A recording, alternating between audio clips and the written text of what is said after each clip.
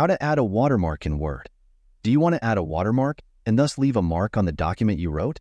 Today we will place our image or the text we want as a watermark. If you want to find out how to achieve this, stay until the end of the video.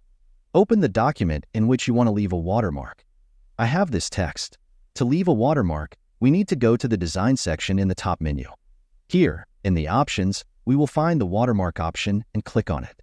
It will open a window where we can select one of the existing watermarks. However, if we click on the Custom Watermark option, we can add our personal watermark. Clicking on this option will open a new window where you can choose between two options. We can add the image or text we want. We will choose a picture. After that, we will click on Select Picture. In the new window, we can select an image from the device, from Bing, or from OneDrive. We will select an image from our device. Find the image you want and click the Insert button in the new menu. After that, confirm your choice by clicking the OK button. And that's all. As you can see, the watermark has been added. That's all for this video. If you found this tutorial helpful, don't forget to give it a thumbs up, subscribe for more office tips, and hit that notification bell so you never miss an update from us. Thanks for watching, and I'll see you in the next one.